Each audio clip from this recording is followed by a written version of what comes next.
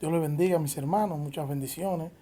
Damos en esta hora, en este momento, y vamos así a iniciar con la parte del estudio bíblico de hoy. La parte del estudio que nos toca es de la ley de Dios. Y quiero citar de manera inmediata lo que es la confesión de fe, ya lo que sería el punto número uno. Dios dio a Adán una ley de obediencia universal escrita en su corazón y un precepto en particular de no comer del fruto del árbol del conocimiento del bien y del mal, por lo cual le obligó a él y a toda su posteridad a una obediencia personal completa, exacta y perpetua.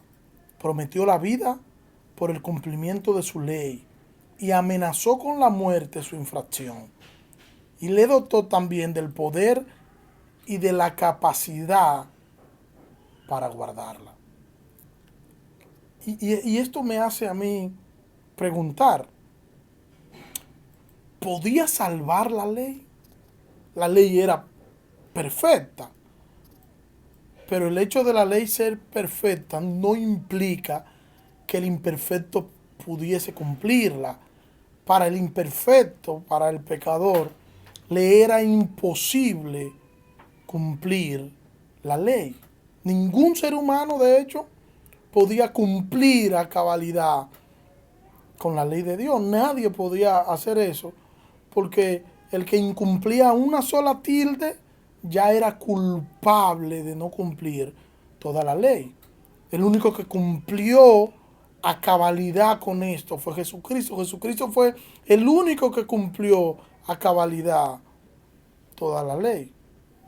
Ahora, ¿es mala la ley entonces? No. La ley es buena, es agradable y es perfecta. Nosotros somos lo que somos malos. Nosotros. Mire cómo dice Romanos capítulo 2, versículo 12 en adelante. Dice así el texto de Romanos. Pues todos los que han pecado sin la ley también perecerán. Y todos los que han pecado bajo la ley, por la ley serán juzgados. Porque no son los oidores de la ley los justos ante Dios, sino los que cumplen la ley. Esos serán justificados. Porque cuando los gentiles que no tienen la ley son una ley para sí mismos, ya que muestran la obra de la ley escrita en sus corazones, su conciencia dando testimonio y sus pensamientos acusándolo unas veces y otras defendiéndole, los hombres que tuvieron la oportunidad de conocer la ley de Dios serán juzgados por su desobediencia. Serán juzgados por su desobediencia, pero van a ser juzgados en proporción del conocimiento limitado que ellos puedan tener. Tenemos que entender que Dios dejó evidencia en su creación que lleva al hombre a entender su existencia. O sea, Dios dejó todo lo que el hombre necesitaba para conocerle en su creación. La razón del hombre, esa razón lo lleva o debería llevarlo a entender lo que es la existencia de Dios. Pero también la ley moral de Dios lo lleva a entender la existencia de un supremo creador. Y el hecho del hombre no reaccionar a esto le hace culpable. El hombre es culpable porque no reacciona ante estas verdades. Será juzgado por no reaccionar ante las verdades de la naturaleza de la existencia de Dios. Verdades naturales que se pueden percibir a través de la naturaleza misma. Y por eso el hombre entonces es culpable. La creación habla de forma clara de su creador. O sea, la creación tiene un mensaje claro y un mensaje inconfundible sobre su creador. Y un mensaje que es entendible por el hombre natural. O sea, el hombre natural, el que no es espiritual, puede entender ese mensaje. Puede ver la fidelidad de Dios por medio del sustento a su naturaleza, por medio de su gran poder. Por eso Dios hace responsable al hombre de no querer conocerle, porque Él dejó las evidencias para que el hombre pueda hacerlo. Y el hombre no lo hace. Mire cómo dice Romanos capítulo 1, desde el versículo 18. Porque la ira de Dios se revela desde el cielo contra toda impiedad e injusticia de los hombres, que con injusticia restringen la verdad. Porque lo que se conoce acerca de Dios es evidente dentro de ellos, pues Dios se lo hizo evidente. Porque desde la creación del mundo, sus atributos invisibles, su eterno poder y deidad, se han visto con toda claridad, siendo entendido por medio de lo creado, de manera que no tienen excusa. Pues aunque conocían a Dios, no le honraron como a Dios, ni le dieron gracias, sino que se hicieron vanos en sus razonamientos, y su necio corazón fue entenebrecido. Profesando ser sabios, se volvieron necios, y cambiaron la gloria del Dios incorruptible por una imagen de forma de hombre corruptible, de aves, de cuadrúpedos y de reptiles. Interesante. El hombre es consciente de la existencia de Dios por medio de la revelación general. Y esta revelación general habla del Creador, habla de un Creador supremo que está por encima de todas las cosas. Y a pesar de todo, el hombre no ha querido conocer, no ha querido reconocer, no ha querido glorificar a su Creador. Al contrario, ese conocimiento está ahí, pero ellos se centran en ellos mismos y se envanecen. Y su necio corazón entonces es endurecido. Decían que son sabios y lo que son un grupo de necios. Pero el que escuchó la ley de Dios, ese será juzgado en base a su mayor conocimiento. Nadie, absolutamente nadie, tiene excusa ante Dios. Todos los seres humanos serán juzgados de una forma u otra. La ley escrita de Dios es la que debería regir a los pueblos. Pero la realidad es otra. El ser humano está haciendo guerra contra Dios. Y es la pelea del huevo y de la piedra. Y queda claro quién es el huevo y quién es la piedra. Y la ilustración todavía queda también corta para nosotros aplicarla a Dios. Si una persona vive haciendo buenas obras, si esa persona desprecia las obras malas sin ser creyente, es un conocimiento innato de la ley de Dios, y ese conocimiento le demanda ante Dios, porque hay personas que saben que tienen que hacer lo bueno, no lo hacen. Un conocimiento que está ahí, que ha sido colocado por Dios. El que tiene este conocimiento de la ley de Dios es porque ha sido un conocimiento dado por el mismo Dios.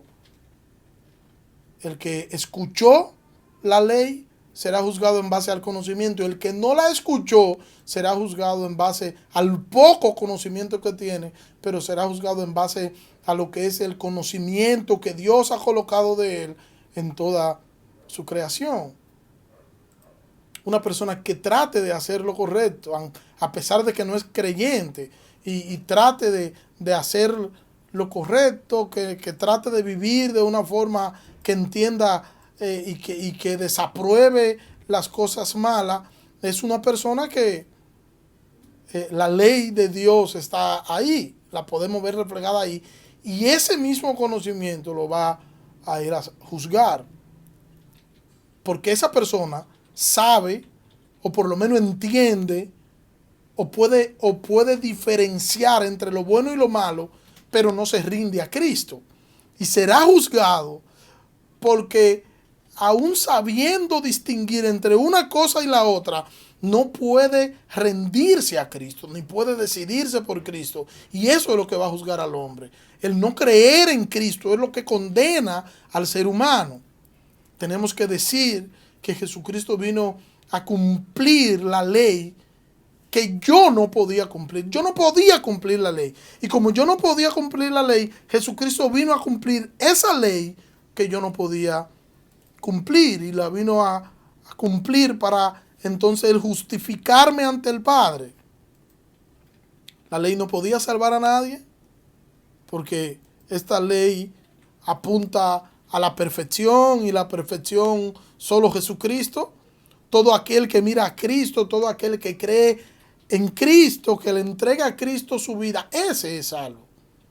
Creer en el Señor Jesucristo es lo que salva, porque Él es quien nos justifica. Y luego de ser salvo, entonces pasa el hombre a tener una relación personal con Cristo. Es parte ahora de lo que es la familia de Dios, la familia de la fe. Es miembro de la iglesia de Cristo. Es un hijo adoptivo y es ahora un coheredero con Cristo. Y esto es maravilloso. Nosotros somos coherederos con Cristo. Y esto es genial, maravilloso. Qué bueno es el Señor. Qué glorioso es nuestro Salvador.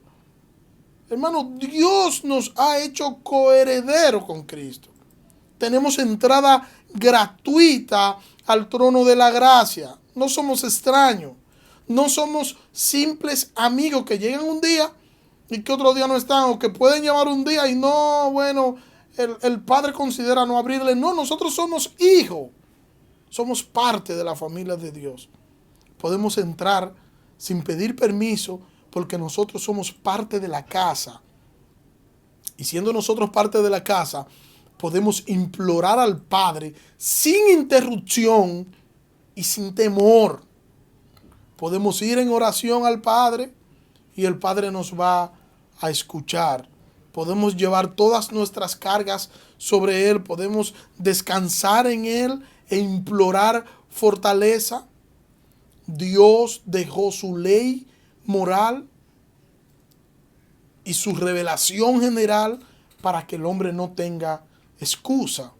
Sin embargo, nos ha dado a nosotros su revelación especial para que nosotros podamos tener intimidad con Él.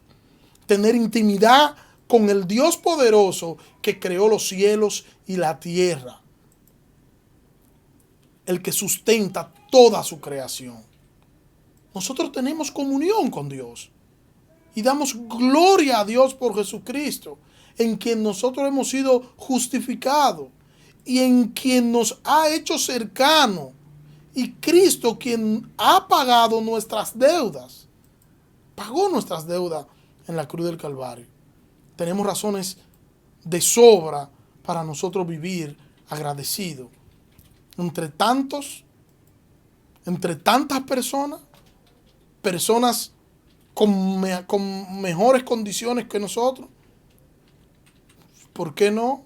Con condiciones por encima que las nuestras, ¿por qué no? Sin embargo, el Señor nos escogió a nosotros. Y nos escogió no porque había una razón de peso en nosotros. Nosotros éramos tan atractivos.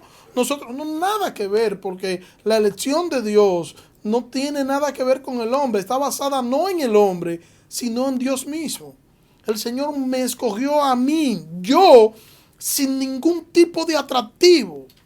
Un pecador perverso que no tenía ni tiene nada que pudiera aportar. Pero su gloriosa gracia fue sobre mí, hermano. Su gloriosa gracia fue sobre nosotros. Y hoy tenemos entrada. Hoy podemos hablar de manera directa con nuestro Dios. Cuando yo estoy alegre, puedo hablar con Él. Y puedo hablar con Él cuando yo estoy triste. Yo tengo acceso a Dios. Cuando tengo dificultades, puedo ir a los pies del Señor y allí ser fortalecido. Puedo ir con confianza porque yo no seré jamás rechazado por aquel que murió por mí en la cruz del Calvario. yo soy su hijo, Él es mi padre y Él no rechaza a sus hijos. Al contrario, Él los escucha, venda sus heridas y les da fuerza. Y nosotros tenemos que entender esto, hermano. Nosotros tenemos que acudir a nuestro Señor. Nosotros tenemos que entender que no tenemos opción. Cuando nosotros tengamos cualquier dificultad, cuando estemos ante cualquier situación compleja y difícil, vayamos a nuestro Dios. Vamos a nuestro Dios, vamos a su palabra, vamos a buscar de nuestro Dios en oración, vamos a sumergirnos en las aguas profundas de su palabra y vamos a encontrar consuelo allí en nuestro Señor. Cuando la noche se vea más oscura, cuando la situación se vea más difícil, nosotros tenemos que entender que tenemos una esperanza gloriosa. Y esa esperanza gloriosa es nuestro Salvador, Jesucristo, quien ya dijo que fue a preparar un lugar para nosotros, o sea, fue a preparar esa intimidad con nosotros para que nosotros podamos tener ese acceso directo a Dios. No se turbe vuestro corazón, dice Él. Crean en Dios y crean también en mí. En la casa de mi Padre hay muchas moradas. No se turben, no se turben. En Cristo nosotros tenemos paz. Descansemos en Cristo. Refugiémonos en Cristo. Acerquémonos a Cristo. Porque Cristo es nuestra única y toda suficiente esperanza. Dios te bendiga.